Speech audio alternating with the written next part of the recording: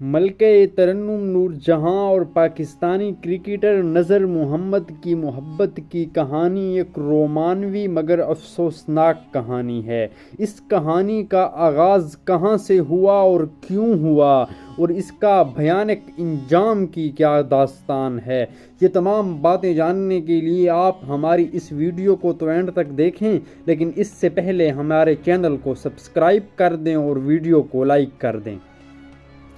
Pakistani cricketer اور ایک شاندار آل راؤنڈر نذر محمد، جو موسیقار مجید نظامی کے چھوٹے بھائی تھے، جن کے پاس تربیت لینے کے لیے نور جہاں بھی جایا کرتیں، تو ایک دن جب نور جہاں انہی کے پاس تربیت لینے گئی تو نذر محمد نے انہیں ٹک ٹکی باندھنے دیکھنے لگے۔ نور جہاں کی عمر اس وقت 16 برس ہوگی اور نذر محمد کی بھی کم و بیش یہی عمر تھی۔ تو نور جہاں اس بارے میں ایک انٹرویو میں بتاتی ہیں کہ وہ تو حیران رہ گئیں کہ کیسے ایک بچہ انہیں اتنے ٹک ٹکی باندھے محبت سے دیکھ رہا ہے، اور وہ تھوڑی خائف بھی ہوئی، جس کا اظہار انہوں نے نذر محمد سے کیا۔ تو نذر محمد نے کہا کہ یہ میرا چھوٹا بھائی ہے، بہت اچھا کھیل کھیلتا ہے اور اسی کے ساتھ گانا بھی بخوبی جانتا ہے، ممبئی میں رہتا ہے لیکن ابھی ہمارے پاس یہاں آیا ہوا ہے۔ تو نور جہاں نے پھر فرمائش کی کہ اگر یہ نوجوان واقعی اچھا گاتا ہے تو ہمیں کچھ سنائے،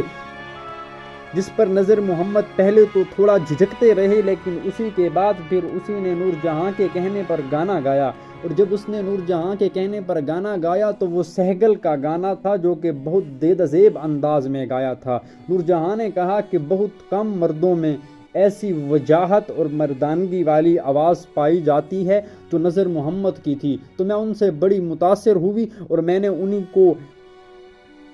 اور پھر اسی طرح چلتے چلتے میں بھی انہیں اپنے گانے سنایا کرتی اور ان سے بھی کچھ دو بول سن لیا کرتی، اور یہ ان کی کہانی کا یعنی محبت کا آغاز تھا۔ دونوں کے درمیان دوستی کو محبت تک بدلنے میں 3-4 سال کا عرصہ لگا تھا، اور دونوں نے ایک دوسرے کے ساتھ جینے مرنے کی قسمیں کھا لی تھیں کہ ایک دن نذر محمد نے ایک خبر کے روپ میں دھماکہ کر دیا کہ نور جہاں کو خط میں انہوں نے بتایا کہ ان کے والدین نے ان کی منگنی طے کر دی ہے اور وہ بے بس ہو چکے ہیں اور وہ والدین کی مرضی کے بغیر ایک قدم بھی نہیں اٹھا سکتے، اور چونکہ انہوں نے بہت کوشش کی ہے کہ وہ منگنی ہو ہی نہ، اور اگر ہو بھی گئی ہے تو ٹوٹ جائے، لیکن چونکہ وہ ان کی بہنیں اور والدین ہیں وہ بضد ہیں کہ میری منگنی یہاں پر ہی ہوگی، اسی لیے میں اب وہاں پر مجبوری سے منگنی کرنے لگا ہوں، لیکن میری محبت آپ ہی تھی اور آپ ہی ہیں اور آپ ہی رہیں گی۔ اس پر نور جہاں پہلے تو تھوڑی بہت دل برداشتہ ہوئی، لیکن پھر اسے اللہ کی رضا سمجھ کر خاموش ہو گئیں۔ اسی کے بعد نور جہاں کا شوکت رضوی، جو ایک موسیقار تھے، انہی کے ساتھ افیئر چلا اور دونوں کی شادی ہو گئی، اور دونوں کی شادی کے ابتدائی ایام کے بعد نور جہاں کو یہ علم ہو گیا کہ شوکت رضوی بھی بڑے دل پھینک انسان ہیں۔ وہ جہاں بھی جاتے انہوں نے نور جہاں کو ایک کمرے میں ایک سونے کی چڑیا کے طور پر اپنے پاس رکھا تھا۔ نور جہاں گانے گاتی اور پیسے کما کر انہیں دیتی، جنہیں یہ اپنی عیاشیوں پر خرچ کر دیتا۔ نور جہاں کو بھی یہ بات بہت پسند نہیں تھی اور وہ اس بات سے شدید ترین نفرت کرتی تھی۔ دوسری جانب نذر محمد بھی کیریئر میں تو کامیابیوں پر کامیابی کے ریکارڈ سمیٹتے جا رہے تھے، لیکن ذاتی زندگی میں انہیں بھی ناکامی کا سامنا تھا، تو اسی لیے انہوں نے نور جہاں تک دوبارہ اپروچ کیا، اور نور جہاں کا بھی چونکہ دل بھرا ہوا تھا، اسی نے بھی وہ دوبارہ سے پرانی محبتیں استوار کرنا شروع کر دیں۔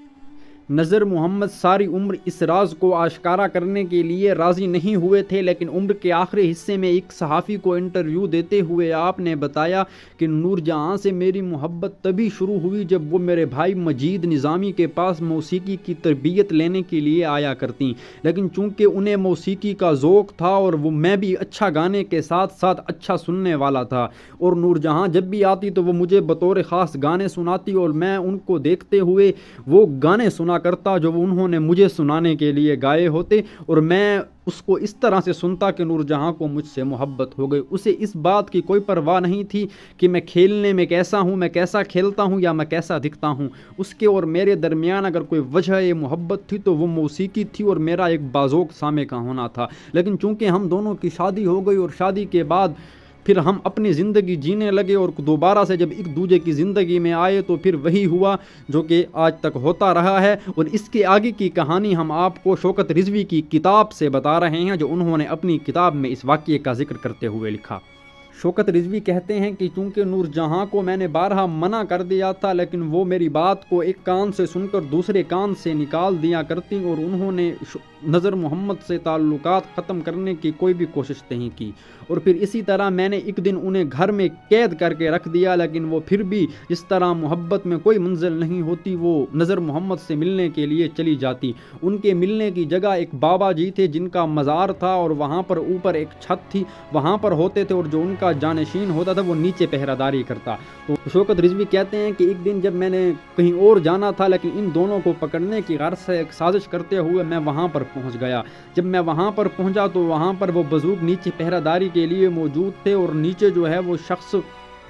तो मैंने उससे पूछा कि नूरजहाँ यहाँ आई हैं, तो उन्होंने कहा कौन नूरजहाँ। मैं जान गया कि ये शख्स झूठा और दगाबाज है और ये झूठ बोल रहा है, लेकिन उसने मेरी बात की तरदीद करते हुए मुझे ऊपर जाने से रोके रखा और जब मैंने ऊपर जाने के लिए धक्कम पेल की और यलगार कर दी तो उसी के बाद वो ज़ोर ज़ोर से चीखने लगा ताकि ऊपर नूरजहाँ और नज़र मोहम्मद को ख़बर हो जाए कि शौकत रिजवी पहुँच चुका है। और फिर एक लंबी तगोदो के बाद जब मैं ऊपर छत पर पहुँचा तो उस वक्त नज़र मोहम्मद दीवार की साइड पर ठहरा था और नूरजहाँ थर थर कांप रही थी। और उसी के बाद नूरजहाँ को जब मैंने पकड़ने के लिए आगे बढ़ा तो नज़र मोहम्मद ने आऊ देखा न ताऊ वो छत से छलांग लगा दी। वो छत चूँकि बहुत ऊंची थी और ऊपरी मंजिल पर थी, इसीलिए जब नज़र मोहम्मद नीचे धड़ाम से गिरे तो उनका हाथ टूट गया और वो वहाँ पर बेहोश हो गए। वहाँ के लोगों ने जब उन्हें देखा, क्योंकि वो उन्हें नज़र मोहम्मद की हैसियत से भी जानते थे और मौसीकार मजीद निज़ामी का हवाला भी उन्हीं का एक मारूफ तारुफ था, इसीलिए उन्हीं को वो वहाँ पर लेकर हॉस्पिटल चले गए। और नूरजहाँ ने वहाँ पर चीखें मारना शुरू कर दी कि ये मेरा खामंद है, मुझसे कमा कर खाता है और मेरे को वक्त भी नहीं देता, रंगरलियाँ करता है और मन मौजियाँ करता है, जिसकी वजह से वो लोग भी इकट्ठे हो गए। क्योंकि वो तमाम लोग नूरजहाँ के चाहने वाले थे, इसीलिए शौकत रिजवी को अपनी जान बची सो लाखों पाए के मुस्दाक यहाँ से निकलना पड़ा। और फिर उसी के बाद नाजरीन जब नज़र मोहम्मद का इलाज किया गया तो उसका हाथ ठीक तो हो गया, लेकिन उसी के बाद वो क्रिकेट खेलने के लिए सेहतमंद नहीं हुए। और पाकिस्तान क्रिकेट टीम का इतना बड़ा सितारा जो एक वक्त में इंडिया में सेंचुरी स्कोर करके सुपरस्टार बन चुका था और कैरियर के पीक पर था और इंडिया के बॉलर भी उसे बोल्ड करने के लिए कोशिश नहीं करते थे, लेकिन वो नूरजहाँ के हाथों कुछ यूं बोल्ड हुआ कि उसी के बाद दोबारा से क्रिकेट के मैदानों में नज़र नहीं आया, क्योंकि उसके हाथ काम छोड़ चुके थे और वो हाथ टूट जाने के बाद वैसा नहीं खेल सकता था और ये उसके कैरियर का आखिरी दिन साबित हुआ। उसी के बाद उन्होंने एक आम शख्स की तरह ज़िंदगी गुजारी, यानी कि नूरजहाँ की मोहब्बत ने पाकिस्तान को एक बहुत बड़े स्पोर्ट के खिलाड़ी से महरूम कर दिया।